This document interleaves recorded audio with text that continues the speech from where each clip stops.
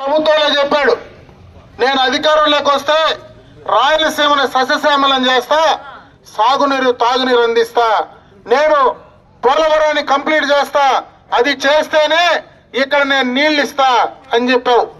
2019 ఎన్నికలైతే 2020లో నీ మంత్రి అసెంబ్లీలో మాట్లాడిన మాటలు గుర్తున్నాయా జగన్మోహన్ రెడ్డిని అడుగుతా ఉన్నా. 2022లో నీ యొక్క మంత్రి మాట్లాడిన మాటలు గుర్తున్నాయా? 2023లో నీ మంత్రి మాట్లాడిన మాటలు గుర్తున్నాయా జగన్మోహన్ రెడ్డిని అడుగుతా ఉన్నా.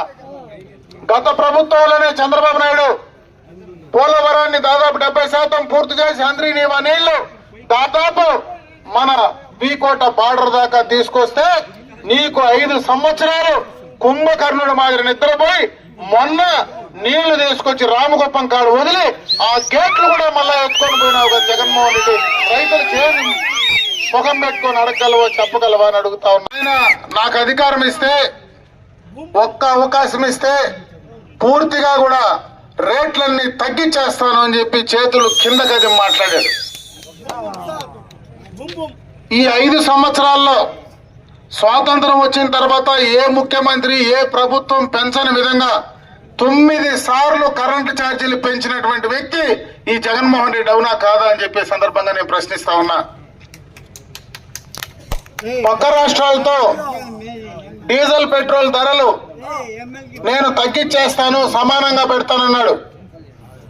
మనకంటే ఈ కొంగాటం గ్రామానికి కానీ వీకోటకు కానీ మనకంటే కర్ణాటక పెట్రోల్ బంకులు ఉన్నాయి, కర్ణాటక మందు షాపులు ఉన్నాయి. రాష్ట్రం మొత్తం డీజిల్ పెట్రోల్ ధరలు, గ్యాస్ ధరలు ఎక్కడ తగ్గించాడో జగన్మోహన్ రెడ్డి చెప్పగలరా అని అడుగుతా ఉన్నా. ఆర్టీసీ ఛార్జీలు పెంచాడు, రిజిస్ట్రేషన్ ఛార్జీలు పెంచాడు, ఆస్తి పన్నేశాడు. కనీసం చెత్తకు కూడా పన్నేసిన చెత్త ముఖ్యమంత్రి ఎవరైనా ఉన్నారంటే జగన్మోహన్ రెడ్డి ఒక్కడే అని చెప్పి అన్ని రకాలుగా ప్రజల మీద భారం వేశాడు. అదే కాకుండా నేను రైతుల కోసమే పుట్టా, రాజశేఖర్ రెడ్డి బిడ్డగా నాకు ఓటేయండి, ఈ ప్రభుత్వాన్ని రైతు ప్రభుత్వం చేస్తానన్నాడు. నేను అడుగుతా ఉన్నా, ఈ 5 సంవత్సరాల్లో డ్రిప్ ఇరిగేషన్ పైపు ఒక మూర పైప్ అయినా నువ్వు ఇచ్చినటువంటి దాఖలాలు ఈ రైతులకు ఉన్నాయా చెప్పగలవా జగన్మోహన్ రెడ్డిని అడుగుతా ఉన్నా. ఈ ప్రాంతంలో మనం అందరం కూడా సెరికల్చర్ పండించే రైతులు ఉన్నాం ఇక్కడ ఎక్కువ. 5 సంవత్సరాలకు ముందు కేజీకి 50 రూపాయలు ఇన్సెంటివ్ ఇస్తా ఉన్నాం, చంద్రంకులకు సబ్సిడీ కింద ఇస్తా ఉన్నాం, దానికి కావలసినటువంటి మందులు ఇస్తా ఉన్నాం, మనకు కావలసినటువంటి ఆ యొక్క బిల్డింగులు కట్టుకోవాలంటే సబ్సిడీ కింద ఇస్తా ఉన్నాం. ఈ 5 సంవత్సరాల్లో వేపపిండి, కానకపిండి, అదే కాదు ఈజీఎస్ కింద జాతీయ గ్రామీణ ఉపాధి హామీ పథకం కింద మొక్కలు నాటితే కూడా డబ్బులు ఇస్తా ఉన్నాం. ఈ ప్రభుత్వం వచ్చిన తర్వాత ఈ 5 సంవత్సరాల్లో ఒక్క రూపాయి కూడా ఇన్సెంటివ్ ఆ యొక్క రైతులకు ఇచ్చినటువంటి పరిస్థితి ఉందా అని చెప్పి సందర్భంగా అడుగుతా ఉన్నా. ఓటర్ మహాశయులందరికీ కూడా నమస్కారం. ఈ కార్యక్రమంలో భాగస్వాములైనటువంటి పెద్దలందరికీ కూడా నమస్కారాలు.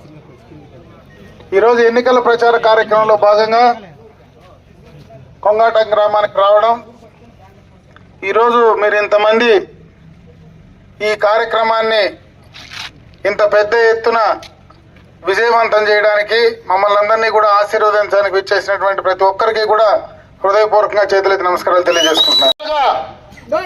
ఈ ప్రభుత్వం బీసీ, ఎస్సీ, ఎస్టీ మైనారిటీలను అందరినీ కూడా నాశనం చేసింది. ఈ ఊర్లో మనకు ముస్లిం సోదరులు ఉన్నారు, మైనారిటీలు ఉన్నారు.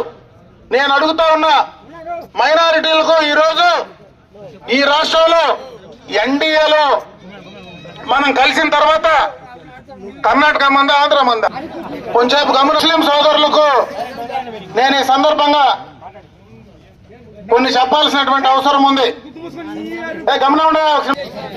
ముస్లిం సోదరులకు చెప్పాల్సినటువంటి పరిస్థితి ఉంది, దయచేసి అర్థం చేసుకోండి.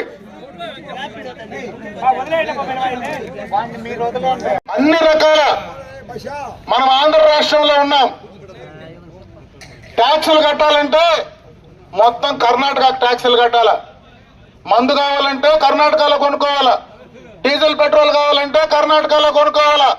కనీసం మనకుండే ఇసుక మనం ఎక్కడ పెట్టుకునేదానికి లేదు, దాన్ని కూడా కర్ణాటకకు పంపించే కార్యక్రమం జగన్మోహన్ రెడ్డి చేస్తా ఉన్నాడో లేదో, మీ యొక్క నాయకులు చేస్తా ఉన్నారో లేదో సమాధానం చెప్పగలరా అని అడుగుతా ఉన్నా. కనీసం చెరువులో మట్టి తోలుకోవాలంటే కూడా ఈ రోజు ఆ పార్టీ నాయకులే తోలుకోవాలా, మిగతా ఎవరు సామాన్యమైనటువంటి ప్రజలు ఒక్కరు కూడా ఇంటికి మట్టి తోలుకునే పరిస్థితి అయినా ఉందా అని చెప్పి నేను అడుగుతా ఉన్నా. అన్ని రకాలుగా ఈ ప్రభుత్వాన్ని పూర్తిగా కూడా నాశనం చేశావు.